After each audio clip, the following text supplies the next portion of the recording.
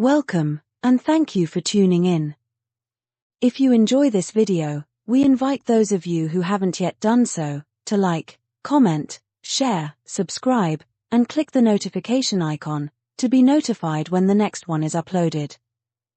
We'd like to urge those of you who haven't yet done so, to sign our online petition for an inquiry into the BBC and Channel 4's coverage of Lewis Hamilton and Abu Dhabi.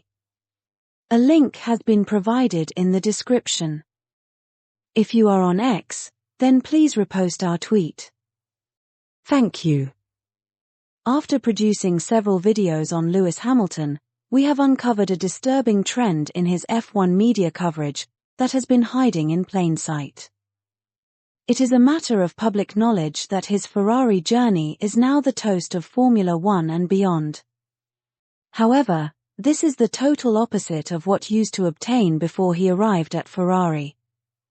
We have produced several videos showing how media outlets like Sky, Planet F1 and Telegraph, that are renowned for promoting and monetizing hatred against him, are now attempting to reinvent themselves as his supporters, so that they can get a ticket to ride the LHFX, Lewis Hamilton Ferrari Express.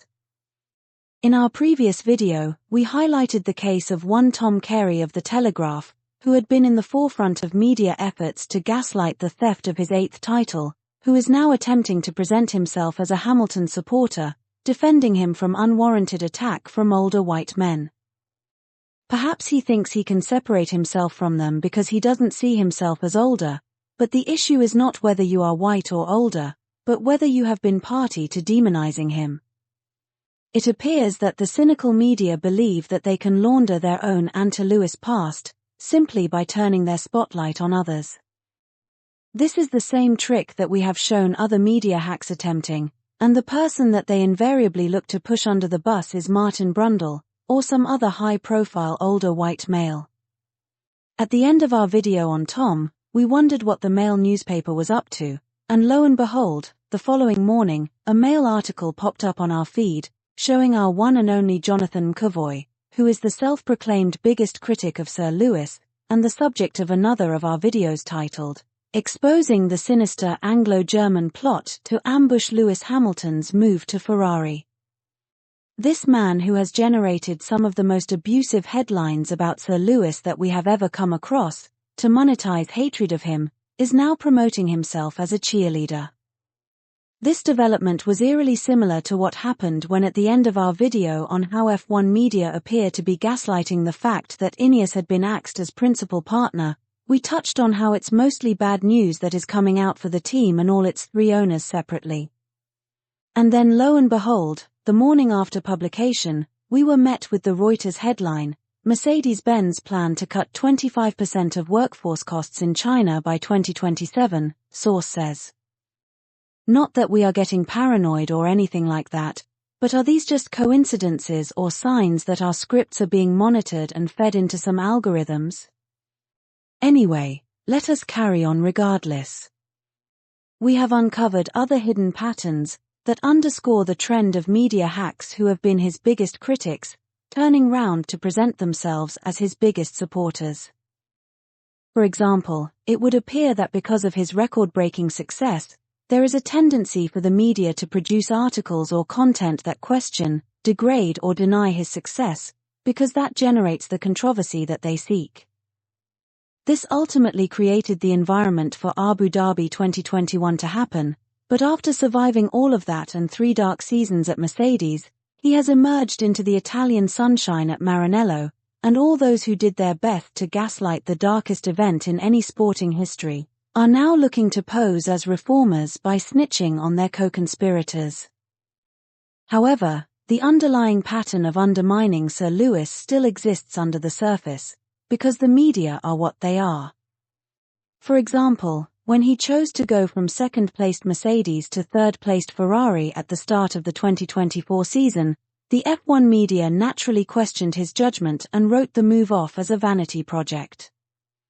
We are not aware that any of them, outside of former world champions like Damon Hill, respected the GOAT's judgment, despite the fact that they got it badly wrong when they had questioned his move from McLaren to Mercedes, which led to his record-breaking success. So, it would appear that the trend is for F1 media to always challenge whatever he does, because they have a free pass and never have to account for getting it wrong. When his move to Ferrari had been vindicated at the end of the 2024 season, with Ferrari narrowly missing out on the title at the final race of the season, while Mercedes dropped to a distant fourth, there was no acknowledgement of the GOAT's judgment or his critics' misjudgment. Given that Ferrari could now be viewed as title contenders, the next narrative for the media to move on to was that Charles would be too fast for him.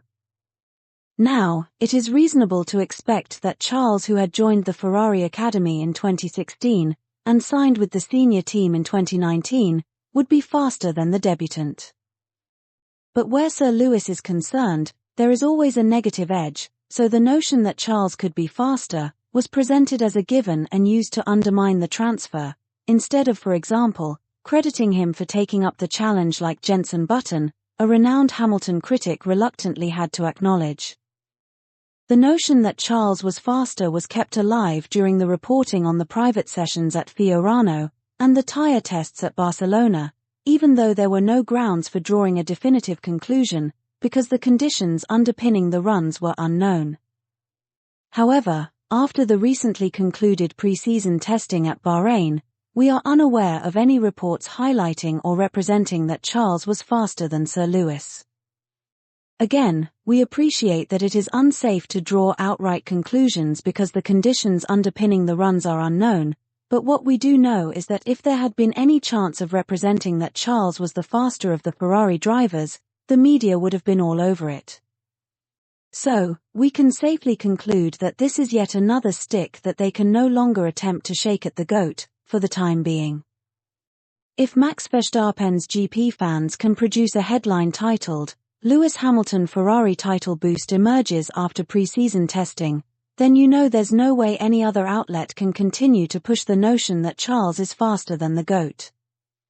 Of course, none of his critics will acknowledge that they were wrong, or give him any credit for being able to dispel any concerns that he will be significantly slower than his younger and more established teammate.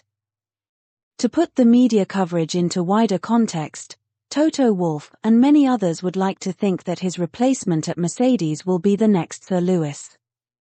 However, it would appear that Kimi didn't do enough in the pre-season tests to upstage or suggest that he could upstage his older and uncrowned teammate.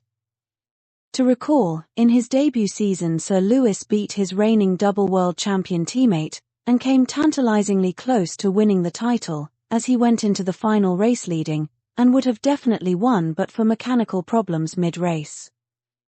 Kimi did nothing during the sessions to suggest that he could outdo the GOAT's debut, but let's wait and see. One can't really read anything into pre-season testing beyond the fact that it has not provided any ammunition against Sir Lewis, and that's saying something. But what we do know is that despite their superficial attempts to present themselves as wishing Sir Lewis well, the F1 media vultures are still looking to feast on his demise.